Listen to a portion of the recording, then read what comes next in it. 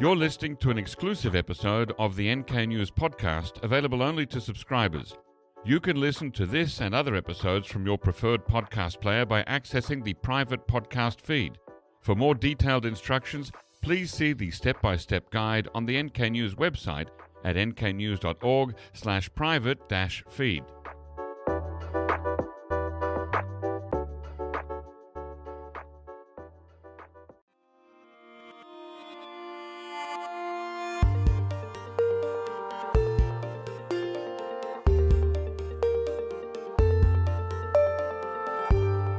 Hello, listeners, and welcome to the NK News podcast. I'm your host, Jacko Zwetsloot, and I'm recording this episode on Tuesday, the 11th of November, 2025. It's Remembrance Day, and I'm joined by a first-time guest, and that's Jane Hardy, who is a former senior Australian diplomat who has served in 7 long-term overseas Australian missions, 4 at ambassador level. She's also held numerous senior executive positions in the Department of Foreign Affairs and Trade, or DFAT, in Canberra during a 33-year career.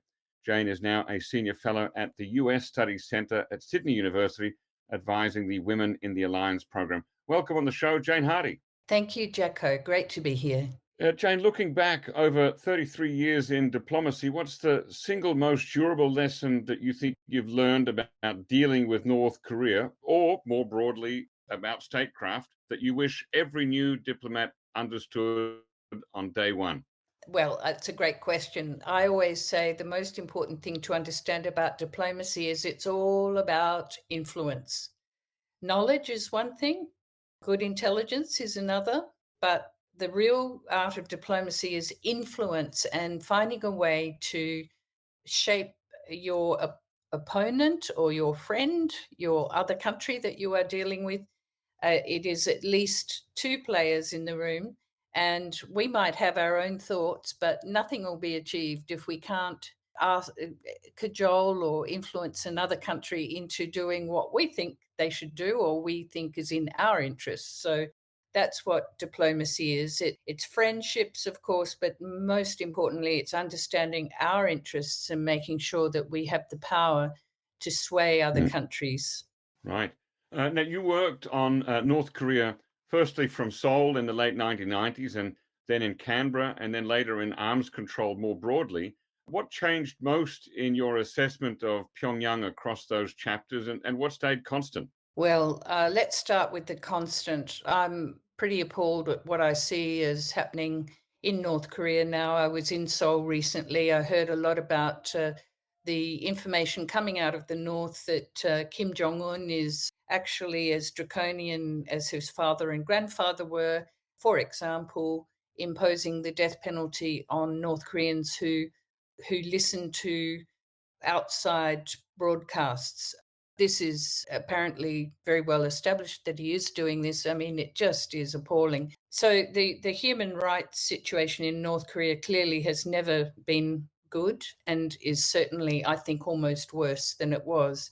There was a brief period, I think, about 10 years ago when there were hopeful people who had visited, I suspect a few of them on these kind of media junkets. I apologize if that's you, Jacko, but there were a few influential journalists who spoke about the fact that Pyongyang looked more prosperous and Kim Jong-un and his young wife were doing things which seemed to be reformist.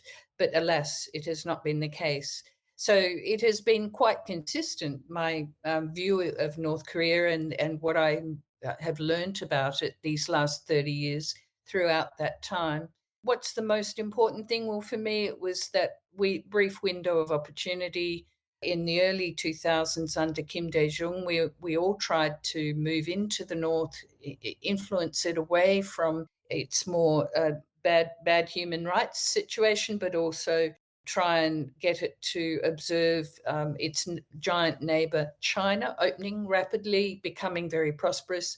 We talked to the North about the Vietnamese. We were very close to the Vietnamese economic development cycle then. Anyway, I don't think that the North Korean economy did open as much as we tried to lever it open or induce Kim's father, Kim Jong-il, to put in place economic reforms. And we had a lot of activity in the North during those years. I don't know if you want me to go into any of that now, but it Oh, was a I'm great definitely going to story. ask you about that. Yeah, but first, you were here in Seoul in 2000 during that first inter-Korean leadership summit between President Kim Dae-jung of South Korea and Kim Jong-il of North Korea. How did it look from where you were sitting in Seoul? It looked amazing. We had actually already decided to normalize relations with North Korea. There'd been overtures via our embassy in Beijing, and we were very excited by Kim Dae-jung's approach. Now, before he actually went up to North Korea, we advised quietly the Blue House that we were intending to support his rapprochement efforts with the North by reopening in North Korea, at least reopening the relationship with official visits. We'd already had aid going up, and we'd supported the light water reactor program put in place by the US and other allies to provide the North with energy in exchange for the forswearing of nuclear weapons. Now, that didn't Mm. end well, but at that time, we were so hopeful. We were providing money for oil for the North, which was very dark. I remember the first time I went there, how dark it was. There was very little electricity being generated, even in Pyongyang, which is, of course, as you know, the most prosperous part of North Korea.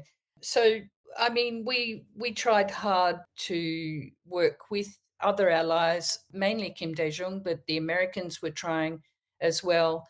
And in the end, that period, that brief period, it came to nothing.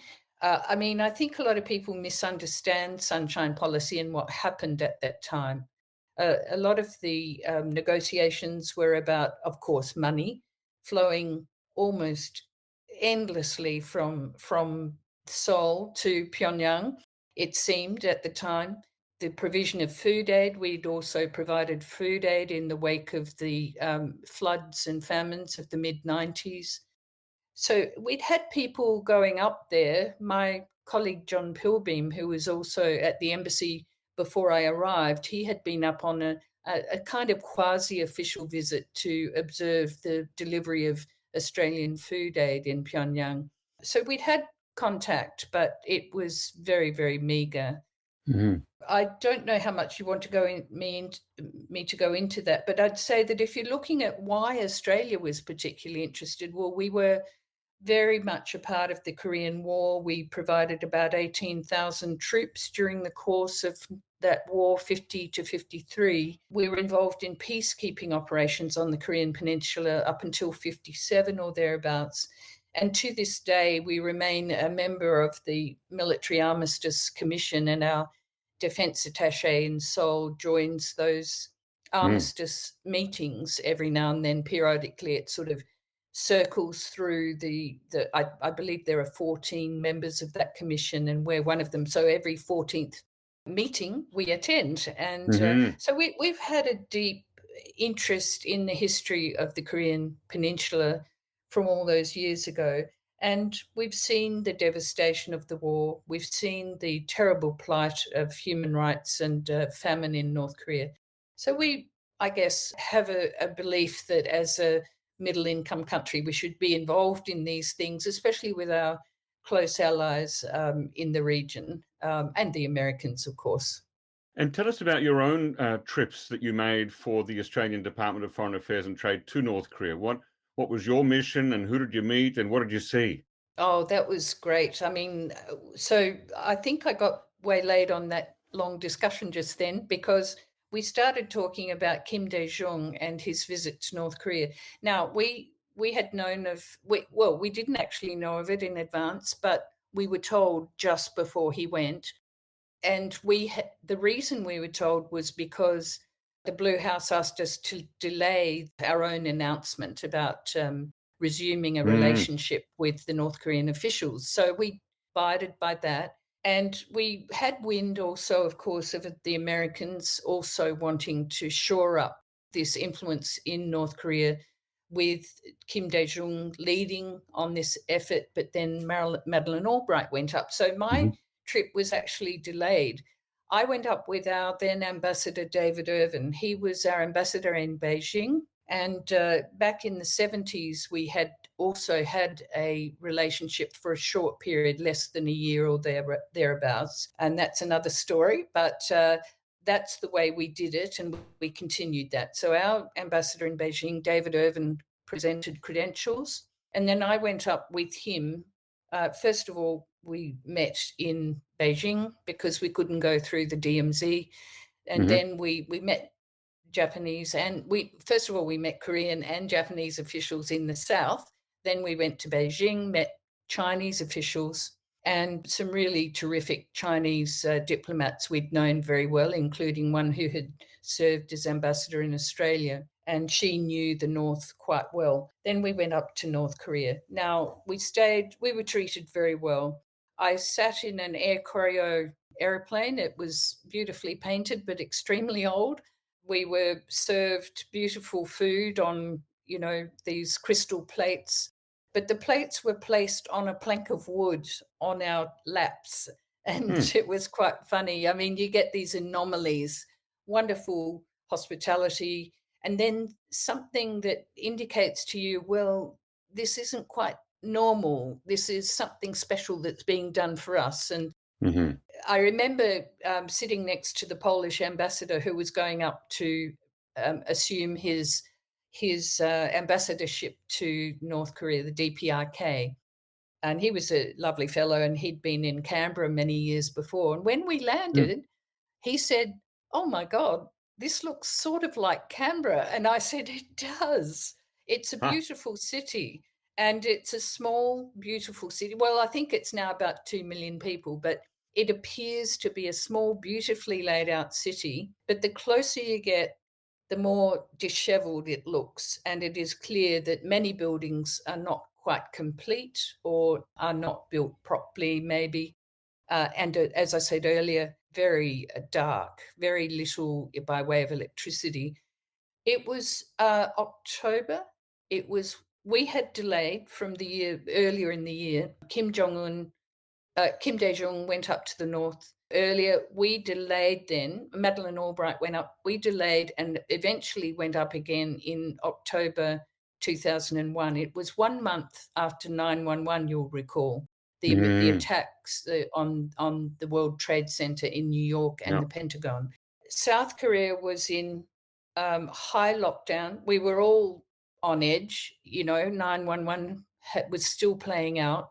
You know what Seoul is like, an amazing city with an amazing capacity for self-defense, and all of the sort of the men in check shirts with their high-vis vests came out of the woodwork, and just everything snapped into action. We had several embassies near where I lived, and a lot of heavily armed young Korean soldiers around the streets.